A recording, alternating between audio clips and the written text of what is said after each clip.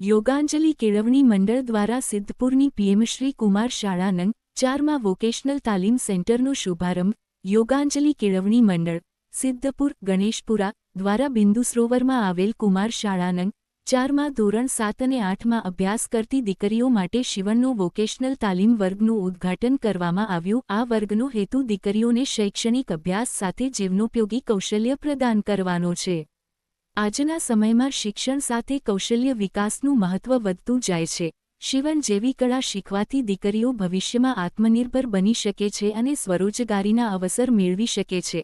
આ પ્રસંગે શાસનાધિકારી જયરામભાઈ જોશી, યોગાંજલિ કેળવણી મંડળના ટ્રસ્ટી શ્રીમતી પ્રવીણાબેન રાવ, કુમારી જીજના દવે, દિલીપભાઈ પુરોહિત તેમજ કૈલાશબેન પટેલ, સેજલબેન રાવળ અને શાળાના શિક્ષક મંડળ તેમજ એસએમસીના સભ્યો અને વાલીગણ હાજર રહ્યા હતા.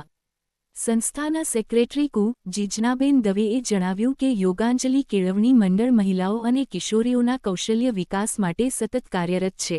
શાળા સ્તરે આવી પહેલ થવાથી દીકરીઓમાં આત્મવિશ્વાસ વધશે અને તેમનું સર્વાંગી વિકાસ થશે.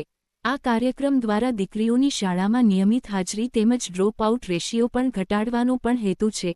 આ તાલીમમાં પ્રાથમિક કટિંગ, સ્ટિચિંગ તથા ઉપયોગી વસ્ત્રોની બનાવટ અંગે માર્ગદર્શન આપવામાં આવશે. આગળ વધતા તેઓને વધુ પ્રગતિશીલ કૌશલ્યો શીખવવામાં આવશે, જેથી તેઓ વ્યાવસાયિક સ્તરે તૈયાર થઈ શકે. હાલ સંસ્થા દ્વારા સિદ્ધપુરની 2 પ્રાથમિક શાળામાં આ તાલીમ આપવામાં આવે છે. આવનારા સમયમાં અન્ય શાળાઓમાં પણ આવા તાલીમ વર્ગો શરૂ કરવાની યોજના છે, જેથી વધુ દીકરીઓને તેનો લાભ મળી શકે.